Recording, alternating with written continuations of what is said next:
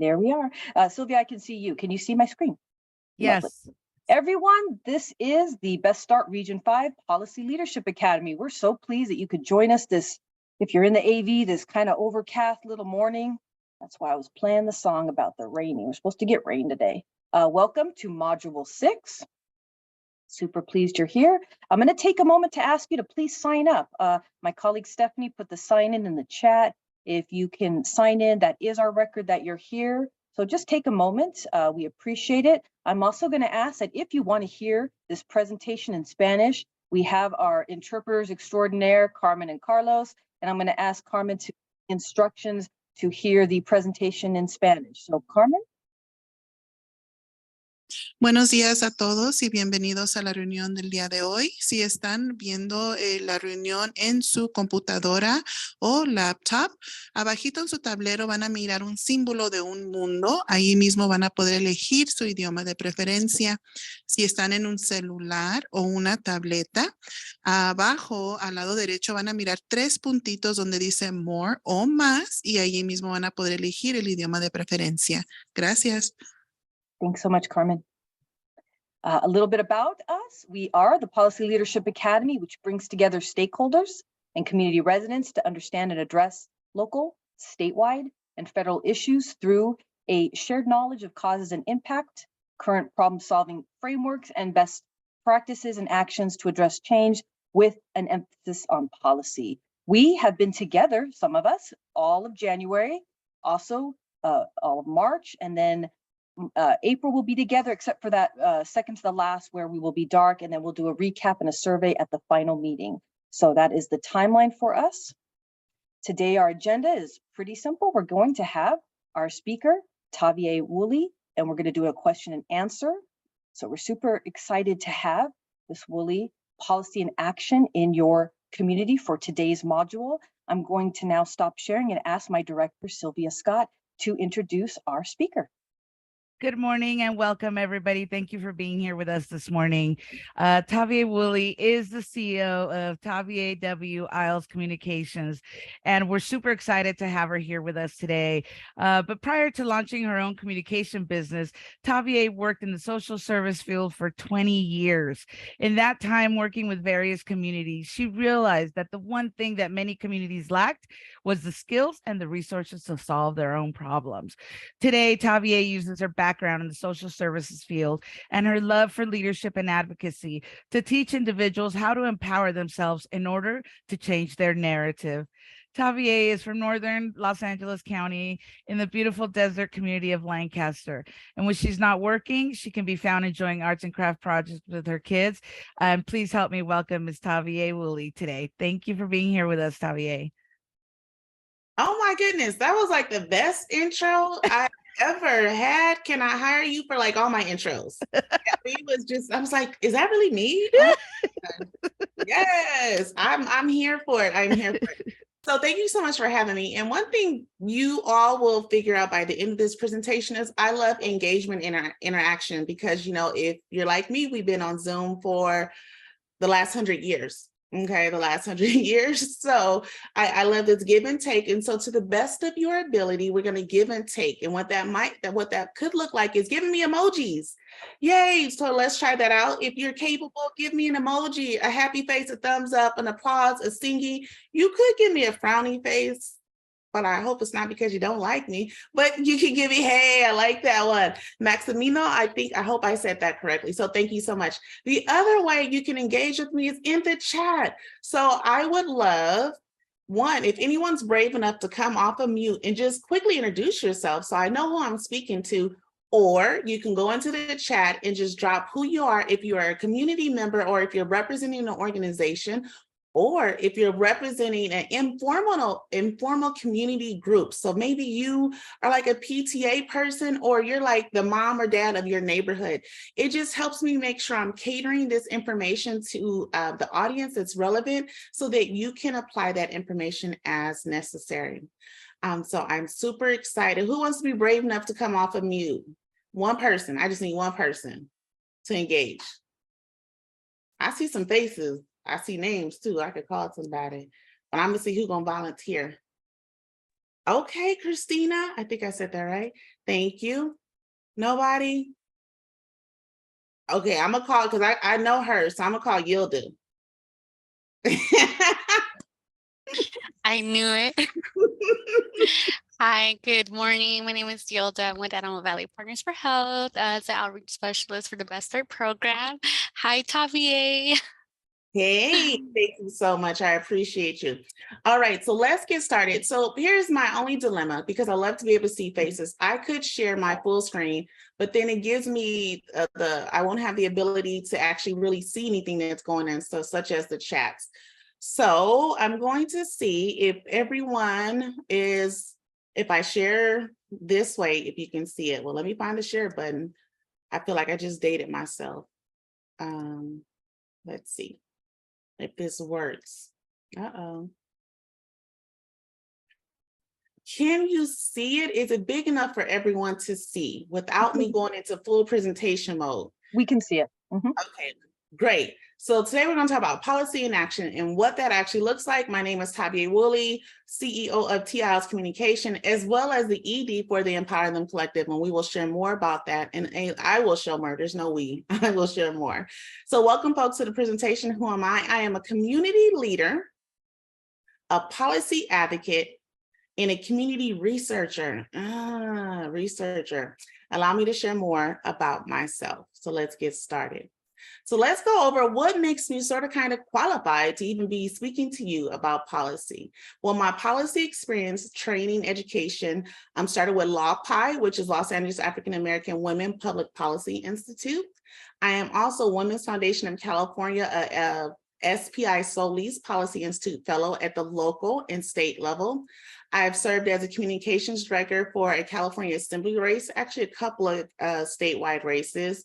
I've also served on North Los Angeles County Regional Center Board as board president, specifically as their policy and advocacy representative to ARCA, which is the Association of Regional Centers throughout California. So that's actually just a little bit of some of the things I've done. Those are the more notable that you might be like, oh, she knows what she's doing.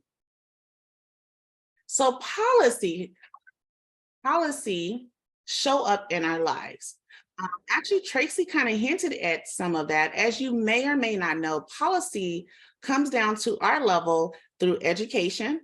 How many people remember the new mandate, which states schools cannot start before a specific time? Maybe you were impacted by it. Maybe it didn't even bother you. Hospitals and medical. HIPAA. How many people remember HIPAA? Man, when HIPAA came on the field, it changed the game for a lot of the ways in which a lot of social services providers conduct business with signing off on information and data sharing. Law enforcement, I'm taking way back. Some of you might not even be old enough to even realize that Miranda rights, the thing they read you when they arrest you, there was a time when that actually did not exist. And that came into play because of a law, a lawsuit, then a law, and everything else after that. And then we have our city and county, which includes ordinances that will impact the way our cities operate and allocate resources. Okay, so how do we define policy? Let's begin with this. The dictionary states that policy is a course or principle of action adopted or proposed by a government, party, business, or individual. The administration's controversial economic policies, it is not company policy to dispense with our older workers. So is everyone clear has at least a working definition on what policy is? Again, just a show of hands, if possible. Emojis are always great. And I'm just going to check the chat to make sure I'm not missing anything. I see I have a PTA from Enterprise. Welcome, welcome, welcome. All right. I actually would like to backtrack just slightly, because oftentimes people ask me, I love policy. I love politics, policy, legislation, anything that's going to influence change. I love it. It's my thing. So you saw my educational experience, but where did the love start from? And it actually started when I was about 8 years old. My dad said to me that he believed that I could be the first woman president of the United States. That was a really long time ago. Okay. Don't ask me to tell you how old I am, but it's a long time ago. And so I believe what my dad told me. He said I could be president, so therefore I'm gonna go out and be president. So at the young age of 8 years old, I went out looking for opportunities to develop myself as a leader, to engage in the political process, and to learn, how does a person become president of the United States? Well, when I was in the 3rd grade, I participated in my first presidential election. My first presidential election in the 3rd grade. My teacher, she had a mock election, and at the time, the people that were running for president, I'm really gonna tell my age at this point, was Bush, George Bush, and Michael Dukakis. And so I voted for George Bush because Michael Dukakis had a weird name. Okay. My political savviness has definitely grown over the years. I do take more things into consideration before I vote than a person's name. But, I just want to share that we all start somewhere. And so I hope that through your entire experience in this cohort, as well as my training, that you'll decide to really start somewhere, because we can know something, but information applied into practice is where the change actually occurs, right? Can I get some head nods, Darrell? You my amen corner. All right. So let's get to, so we have policy, as we mentioned, the different ways it impacts us, right? So policy, most times we think of policy as just the laws that are voted on or created by our assembly members, our federal government. That is policy. That's the legislation. That's the laws, the resolutions that govern our state and country. And it goes through a legislative process. I actually have a bill right now that I've introduced into the legislature that I am working through the legislative process, and I will speak more about that. And then we have policy, city and county. Those are the resolutions and ordinances that dictate how city and counties are ran in the allocation of resources. And then we have policy at the institutional level. And I think the policy at the institutional level is where most of us are really interacting with policy. That the institutional level is how schools are ran, how hospitals are ran, how businesses are ran, how you receive, if you are a recipient of any type of public social service. There is a policy in place that actually started with a law that came all the way down and was implemented into an institutional level. Want to make sure I'm not speaking too fast, because if I'm speaking too fast, feel free to say, hey, lady, can you slow it down just a little bit? My feelings will not be hurt at all. All right, so let me move mine. So how do you get involved? Okay, so as I mentioned before, we can know about the process all day long, but if we do not actually engage in the process, then what are we actually doing? And so it is my hope that I break it down to very bite-sized opportunities for you to go from your entire cohort process to actually just jumping in and getting started. So here are the 3 things I recommend how we get started. What is your area of interest? We cannot do it all, at least not in the beginning. If there's an area of interest you are passionate about, I recommend getting started there. Now, you might be one of many people, and you wouldn't be wrong if you thought like, man, everything's messed up. There's a lot of changes that need to occur. I don't necessarily disagree with you. However, we can't tackle the full picture. We got to start somewhere. So how do we eat an elephant? One bite at a time. So I would highly recommend that you find the one thing you're deeply passionate about right now, or the one area in which you can commit to engaging in, and start there. So if you have pencil and paper, I'm not going to ask you any questions, but just go ahead and write down that one area where you're like, I'm ready to do something. Is that education? All right. Is that you don't like the way medical teams are operating? Is it at the city level? Is it at the county level? Is it at the state level? Or is it at the federal level? So decide. Next up, the next thing I highly recommend, once you've decided what area you're going to focus on, you need to know the stakeholders in that area. If education is your passion, identify what school boards are associated with the schools near your home and identify who the school board members are.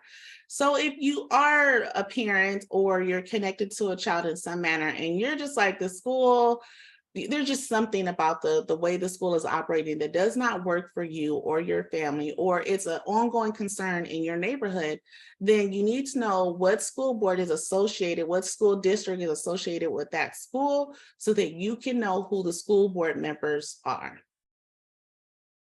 Then once we know that, but if it's the hospital or anything relating to medical, then we have the AV hospital board, which is all the representatives that help manage the policies, procedures, and internal protocols of the hospital.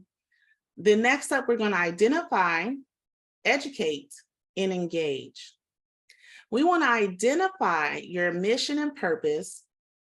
Educate yourself on the larger issues relevant to your area of focus, and engage in rapport building. So I'm actually going to stop sharing for a moment because I really want to highlight the importance of knowing your issue. So the one thing I want to start with when we talk about knowing your issue, you don't need to know everything about the issue that's bothering you or that is of concern, but you need to be very clear on what you think the issue is. If you, as I mentioned earlier, there was a mandate that came a couple of years ago, or maybe even a year ago at this point, in which schools were not allowed to start prior to a certain time. Maybe that became a financial cost to your family because you had to hire daycare or for someone to watch your children before they could even go to school because you went to work, and now it's causing a financial strain on you. So you need to know at the very minimum, why is this an issue for you? You don't need to know all the technical items. You don't need to know all the rigmarole. You just need to know why it's an issue for you. And then do a little research. Find out if it's an issue for other people that you interact with, right? Anyone else? So here, let me go back to sharing because, the way these computers are set up. So you always want to ask yourself, is it an issue for just you or someone else? All right, here we go. Here we go, here we go. I'm known to break out into random music, so don't mind me. So what problem and concern are you facing? So problem description. Identify how this is a problem to you and others in your community. When I say do research, we're not speaking about academia level research, conducting full-blown studies. Unless that's your area of expertise, then by all means, go ahead and do that. But if not, the most basic research you want to conduct is this a problem for those around you? How does this information impact others? What are the outcomes if we continue on this path? Now, as I mentioned before, using the daycare example or babysitting so that before your children go to school, is that a financial ramification that many parents are starting to experience, regarding school?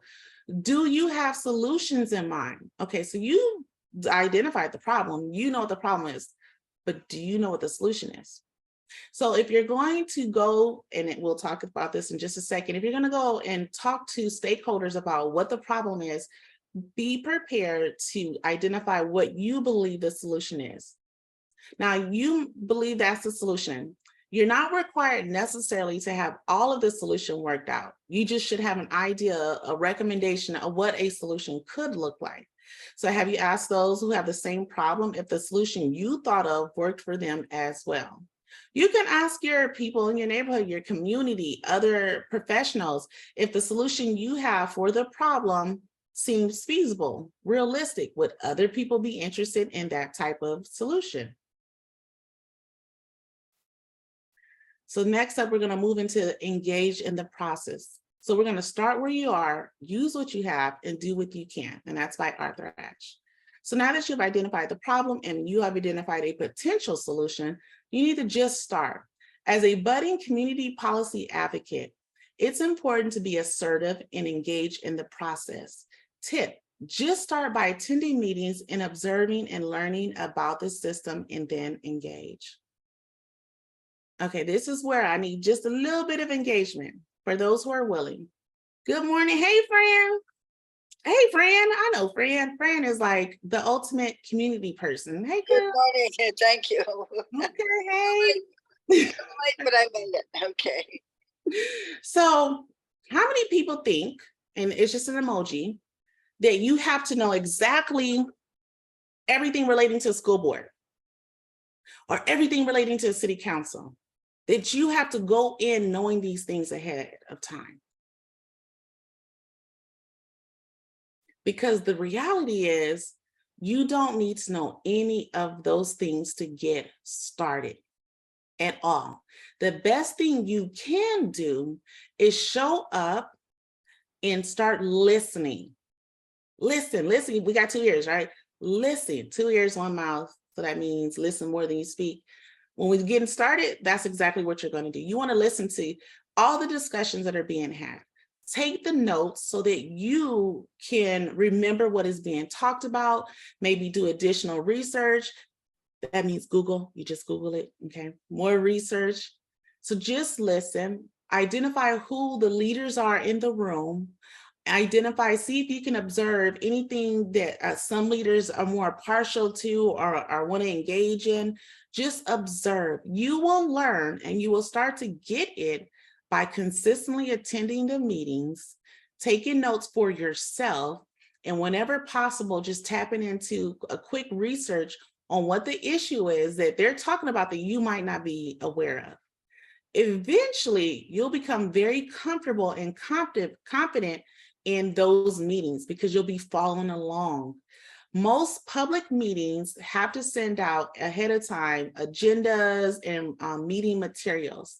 So if you're interested in school boards or city councils, you should go on their website and maybe subscribe to their newsletter so that you can receive the updates of when those materials are available. That way, when you do attend, you have an opportunity to review the materials before the meeting, which will help further support you being able to engage and follow along with the dynamics. I just want to take a quick temperature check. That could be from Darrell, Sylvia, or Tracy. Am I speaking at a decent pace? Let me know. We good? Sure. Okay, thank you, Miranda. See, I love that. I love that.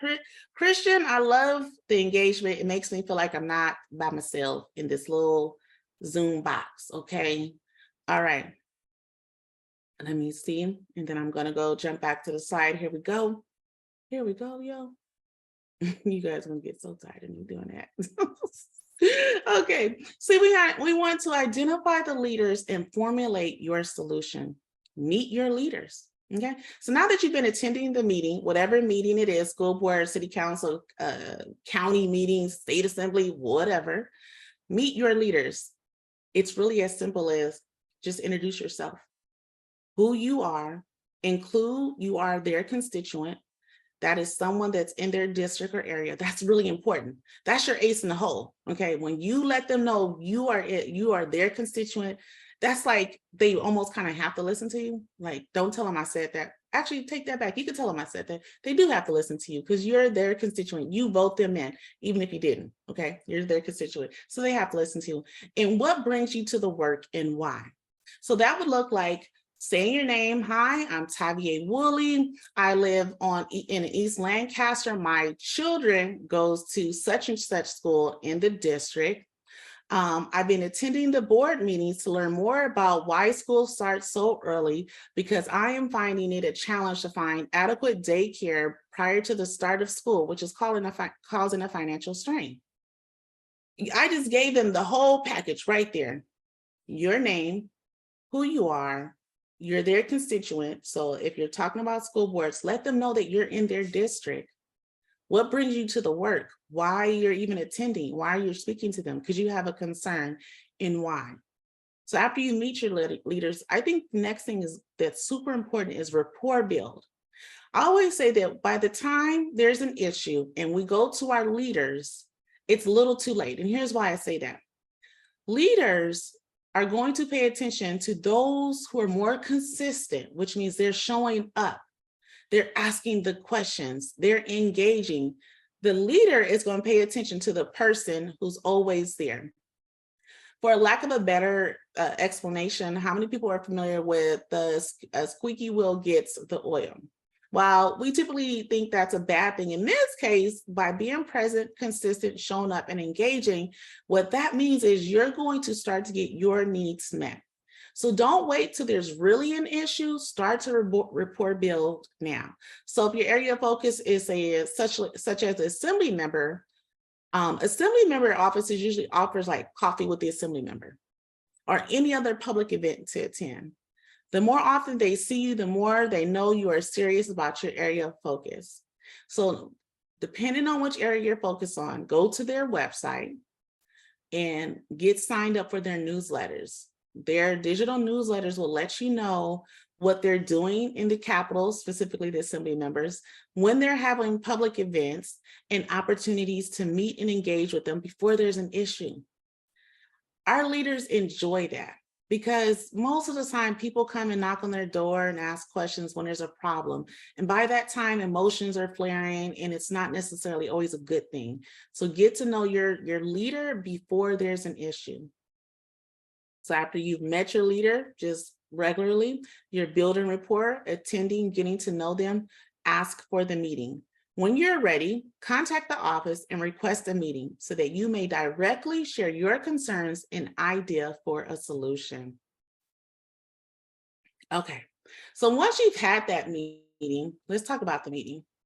And I definitely need some emojis on this one, so then that way I can know I'm not just like preaching to the choir. How many people have ever met with a school board member, assembly member, a state senator, city council member, anybody, one-on-one or with the team? How many people have actually met with someone? Okay, all right. I see a few people, Fran. I know you know, okay. Thank you. Thank you for those who are sharing. Okay, Christine, yeah, because you're involved with the PTA. You're like already, is it? Yeah, Christina, you're already a person after my own heart. Okay, so let's talk about meeting with your representative. They are more than happy to meet with you. You just need to call their office and get on their schedule.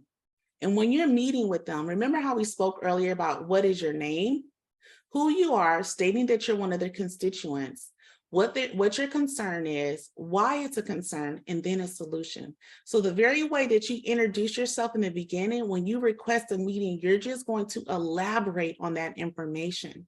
Now you're going to get very specific. We attend Eastside Elementary School. I have 5 children at the school from grades kindergarten to 5th grade. My concern is school is starting later in the day, which poses a financial challenge for me and my family. Myself and my husband, we are working class individuals, and daycare for 5 children before they attend school is causing a financial challenge for us. And then you can say, I was thinking as a possible solution, can we have early daycare at school as an added service to the school day so that we can get to, our children can get to school and we can go to work and it doesn't cause additional challenge. So when you're meeting with them, that's essentially what you're doing. Okay. And if you've already been rebuilding rapport with them, meeting with them quite often, then guess what? They're already like, hey, Fran, right, Fran? When you meet with people, that's what they're doing. Hey, Fran. The best thing you want from your leader is to already know who you are, because then they're going to be listening twice as much, speaks a little bit less, and they want to hear all that you have to offer about your concerns and your solutions in ways that you can engage with the public. All right. So let me go back. So after you meet with them, right? Has anyone ever heard the phrase, the fortune is in the follow-up? The fortune is in the follow-up. The fortune, in this case, the solution is in the follow-up. After you've met with your leaders, send an email after the meeting thanking them for their time and that you look forward to moving towards a possible solution. Reach out to those who have the same concern and share with them what you did in order to build momentum. It's not fun if you're not bringing other people along with you. So share with your neighbors, other professionals who are doing like-minded work, and share with them what you did so that they are encouraged to do the same. When your representative, no matter what arena they're in, starts to see that it's a real issue for more than just one family, they will start to respond and act. Continue to attend meetings in person or virtually. After you meet with them, your work is not done. Your work is not done. The most important thing after the meeting is to continue to show up, because now you're sending a message to them that, oh, okay, so this is more than just, a head nod and shake their hand and thank them for meeting with me. They know that you're going to be watching their next move. Okay, that's that level of accountability. You're watching their next move to see if they're taking your concerns into consideration and if they're moving it along the way to achieve a solution. Next up, you want to track the movement of your issue so that you may continue to update your identified representative. So remember how we were doing research in the beginning? We'll continue to do research. Remember, that's Google, okay? Google, that's asking your neighbor or anyone, as long as you're just getting updated information on how the issue is continuing to evolve. If the issue is changing direction, it's no longer becoming an issue. And then as you're getting updates on that, make sure you update your representative and their team. And then we want to contact them. It is your right as a citizen to ask for the follow-up. Let me say that again. It is your right as a citizen, a resident, a person that lives in a community, to ask for the follow-up. The outcome and the support regarding your concern. Be pleasantly persistent. Do it with a smile. Remember, your concern is very valid. I just really want people to know that, because there are some people, or maybe people's communication style will lead you to believe that you're bugging. It is your right as a resident in this community to ask what's going on. Are we making any change? And even offer them, is there something I could do to better support you so we can see positive change as it relates to this concern, right? Then the next thing I want to talk about is best practices to keep in mind, okay? So the things that I've shared in this slide, you essentially, between this slide, and all the other slides, it's a cycle. You're gonna keep doing this, okay? So get good at it. It's not a one-time thing. You're just gonna keep doing it until you start to see the movement.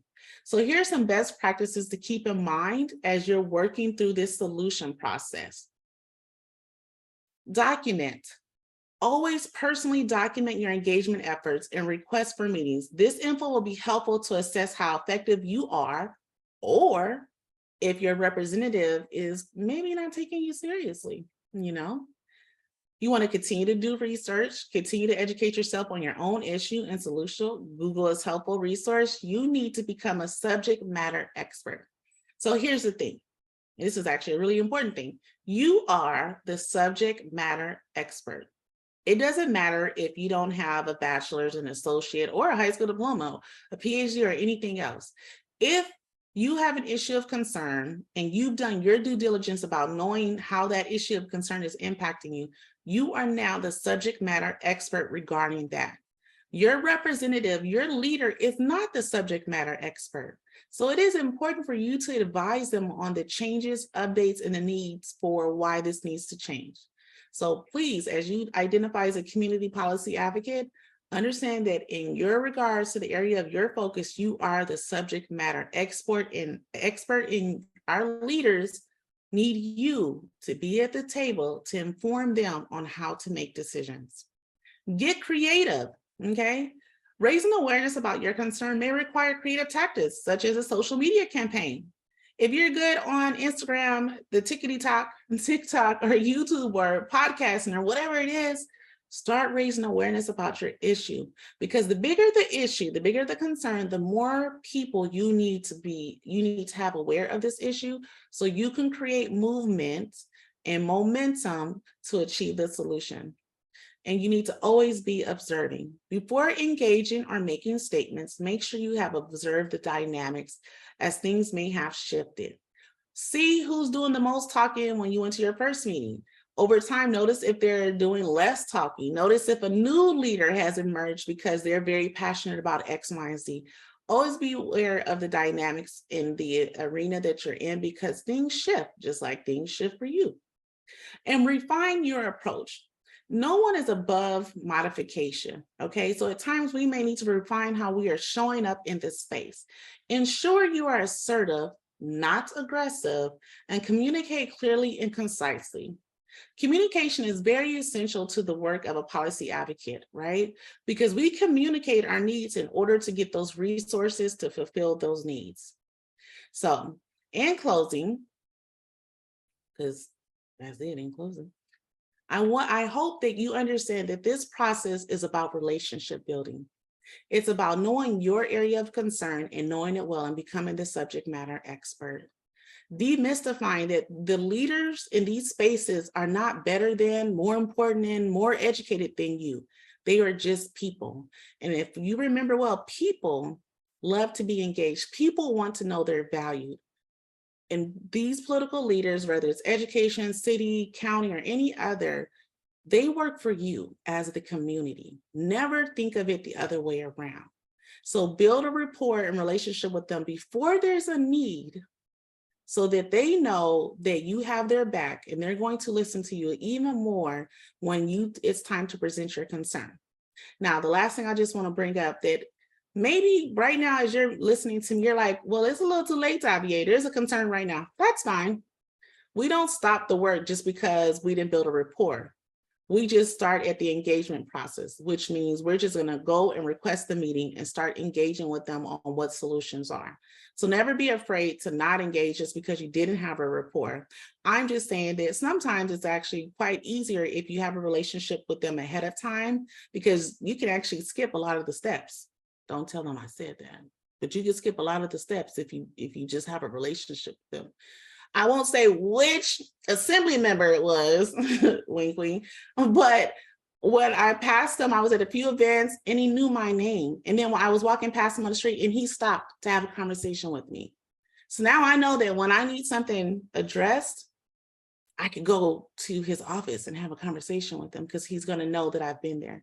But I'm very confident that if I did not have a relationship, then nonetheless, I do know that our political leaders work for us, the community, and they're there to hear our concerns. So always show up and have the audacity to be seen, educate yourself, become the subject matter expert, and lead our leaders into making effective decisions on behalf of the greater community. I'd like to open it up for any questions, thoughts, comments, or concerns. TaVia, we did have a question. Somebody sent me a message. Would you think it is best to, if there is a certain topic, topic X, Y, would you think it better to have a group come and go to the Assembly, Senate, et cetera, office, or is that always not necessary, or strength in numbers, et cetera? What are your thoughts on that? Oh, that's a good one. I think it depends on the situation. I know it wasn't black or white. It depends on the situation. If this is, if it's at a crucial decision, like it's the topic that you need to have a solution on is at a crucial point, then showing up in numbers can be beneficial. Now, understand that showing up in numbers communicates a few things to the recipient of, the political leader. It could communicate, depending on how you're positioning yourself, it could communicate adversarial type. It could. I know that might not be your intentions, but I also just want to acknowledge that the way we show up in spaces, while that might not be our intentions, we also have to acknowledge that people will perceive things a certain way. So it really depends. I would always say, try to reach out in person for a one-on-one. And then say, is it okay if I'm going to bring some other community members that are also constituents to engage in this discussion? But it really just depends. So numbers are good. Just know that sometimes we're communicating something else at times when we show up in massive numbers. And we're not smiling or we look angry. And if you are angry, that's okay too. Just know that you're communicating to the representative that at this point, enough has been enough. I also know that we have several people here that have spoken at the city council or in front of legislative bodies. I'm looking at you, Fran. I know Fran is often at the Lancaster, and I think that's awesome. Would you also recommend that? Because in any, what we follow in California is the Brown Act, which means that they have to have an open session, they have to have a public comment, everything has to be, I think it's 72 hours, I'm not sure.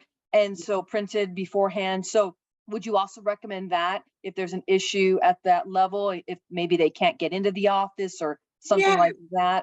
Always have something to say. Always take up space. Take them 2 minutes. Say something for the full 2 minutes, okay? Because they're going to remember that you have the courage, because making public statement is not the easiest thing. It could be nerve-wracking, especially if you're not a fan of public speaking. So always take up space. If you're not able to get the meeting, show up at the meeting and give public comment on your issue. And remember the framework, your name, what the issue is, that you belong to their district, their area, and that this is what you need them to do. What is the call to action to resolve the issue? So yes, always take up space.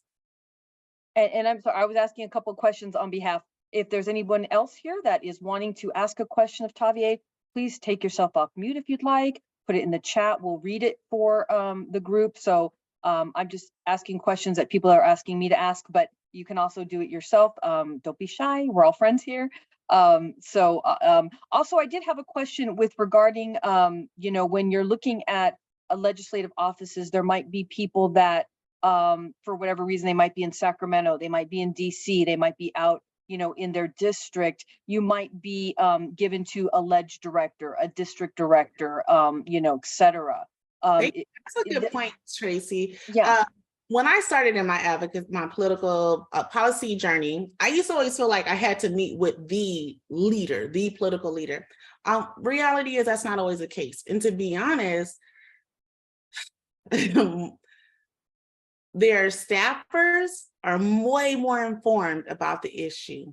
Okay, so if you get a staffer, the ledge director or the communications person, don't take it as they didn't take you seriously. One, they're busy. They have busy schedules. There's a lot of things they have to do. So you should take those meetings with those staffers just as important as if you were meeting with the individual. There is an opportunity to always meet with them, but in the event that you're not able to, their staffers are just as good. So you want to present with the same level of professionalism, assertiveness, call for the action, follow the same type of follow-up, interventions to support you getting the result that you need. Yeah, thank you for mentioning that. I worked for a legislator, and you're absolutely correct. I mean, some of the people, the ledge directors, the assistants, they are so informed, so knowledgeable. So they often advise the members. So you're absolutely correct in that. So I'm just going to take a moment, see if we have any questions. Again, if you wanted to put it in the chat, this is your chance to ask TaVia. I see Stephanie taking herself off mute. Yeah, I have a question, TaVia. What do you recommend if you aren't able to get in contact? Like, do you think like bugging them a little bit more would probably, or what are your takes on that? So that's a good one. So rule of thumb, you're probably gonna have to reach out a few times before you get the interaction back. I wouldn't say don't take it personal. Remember, everybody is busy, and someone who's a public leader has a lot of people pulling at them. So send the email. If you're a social media person, tag their office in your post. Make the phone call. And that's why I said document that, because at the end of the day, you want to show your due diligence to yourself that you've done everything that you could do to engage. But if it ever, sometimes you need to just call people out and be like, actually, I've contacted your office 22 times and now we're meeting. And there's a way to communicate that to them too. And that lets them know you're watching and you're going to hold them accountable. So, Fran, were you trying to say something? Because you're on mute. No, so far you are absolutely right. The most important thing I think in what I've experienced is be calm. Do not be aggressive. They will not listen to you if you become aggressive or you speak your voice way out of line to be heard. Just be calm. Just be yourself. The main thing is to be yourself and be truthful to yourself and what you're saying. That's what I like to share. Thank you. And, we're not going to agree. And I am definitely, and I don't think Fran was either even suggesting that we have to agree. We're going to disagree. But how you disagree really leads to if the relationship can continue to grow and have a deeper understanding of each other's aspects. Right. So be assertive, communicate clearly and concisely. If you do not agree, then state, I do not agree, and this is why. And as much as possible, provide the evidence as to why that outcome, that solution doesn't work. Okay, remember, you're the subject matter expert. So the burden of education really falls on you. Okay, our political leaders, they might have one area in which they are really indeed a subject matter expert, but for most things, especially like for the school example I kept using, if our political leader, say if you're talking like assembly or county or anything like that, maybe they don't even have children, or it's been years since the kids been in school. So that they're probably a little bit past their prime as it relates to being a parent and the day-to-day challenges that their children might experience. So you are the subject matter because you're a current aren't parent, and so you need to educate them. So the burden of education does fall on the community leader, but that's why I say you are the subject matter expert, so lean into that. Don't expect them to have a wealth of knowledge. Yeah. But if you communicate your concerns, disagree pleasantly, That's it. I respectfully disagree. Write that down. I respectfully That's right. disagree. And here's why. TaVia, we have someone who sent me a message. What if you have someone above you who comes off as aggressive when networking? I feel like it ruins our reputation. How do you navigate that? Excellent question. Thank you. Yeah.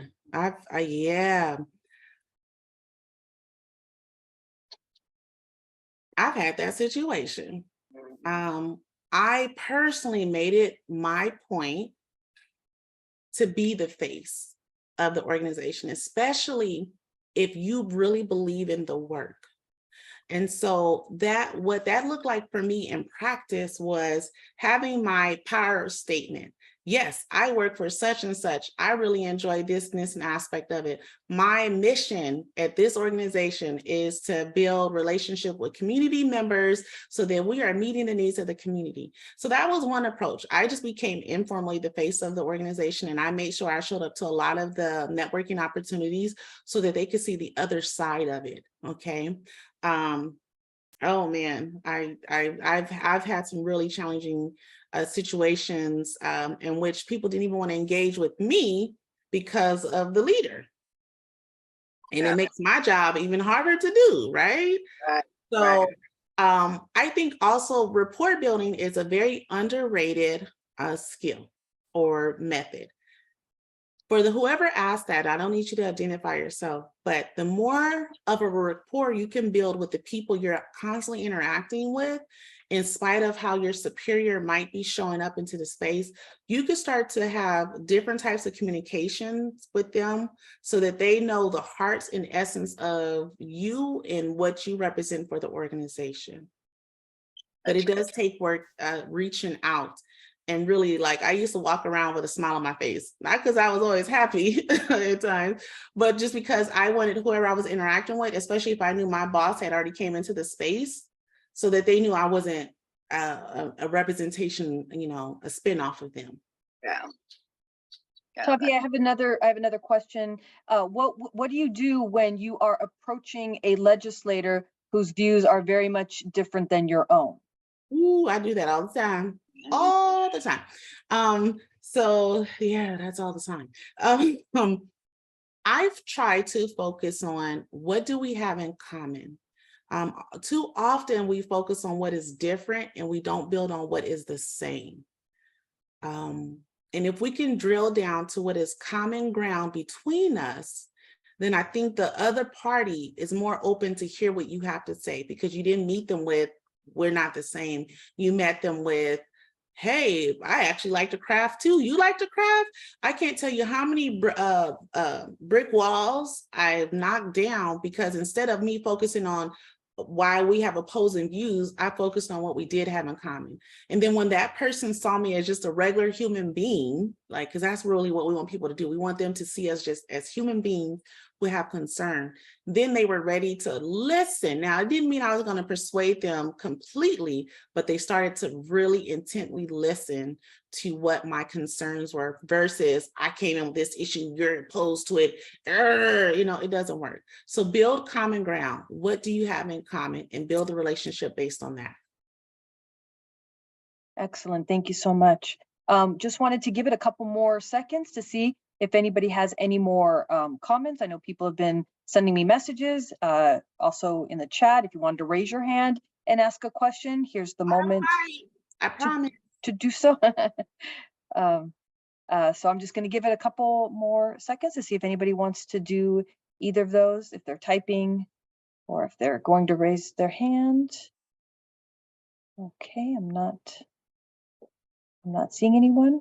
Marisol, were you trying to say something? Am I saying it right, Marisol? No? Yes, you are. No, I'm okay. Thank you. Okay, and so at this time, I'm going to ask everyone to either give an actual or a virtual applause to TaVia. Thank you so much. That was so informative. Really appreciate that.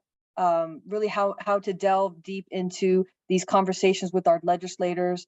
Yeah, super important topic. So I'm going to change screens real quick and just do a final housekeeping, as I call them. So let me just change my screen here. And Fran, I can see you. Can you see my screen? Okay, great. Okay. Yes, I can. Thank you so much. And so, as I mentioned, every week we do have our group site. It's a chance to, I will be putting in a discussion question after our module. So if you wanted to participate, that's a great way to do so, to also get the social media that I put up there, the different flyers, etc. So that is group site. And I know most of you are on our link tree. I am going to ask my colleague Stephanie to put in our link tree link. It is where we have all of our social media. The Policy Leadership Academy is brought to you by Best Start Antelope Valley and Children's Bureau and AVPH. And so we are so pleased to have our social media. We have our Facebook, we have our YouTube, and we have our Instagram. So if you want to follow us, that's the way to do it. And so that is our link tree. Finally, next week, super excited. We have Polo Morales with Churla of that is Churla, the Churla of Los Angeles, immigrant rights, and he will be speaking about social justice. He is a wonderful speaker. That will be March 21st, next Tuesday. And as always, thank you so much for coming. We so appreciate it. We couldn't be doing this without you. We hope you're finding the Academy beneficial, and enjoy the rest of your week. Hopefully for those of us in the AD, we won't Are we finished? not yet, Fran. Oh, So hopefully we won't be getting too much rain here in the Antelope Valley, but we appreciate your attending the Academy. And so we will see you in next week. Thank you so much, Karina. thank you, Karina. Thank you, Tracy. You're welcome, Fran. And everybody have a great day. God bless you and God bless America. Don't forget. Thank you, Fran. Thank you, everyone.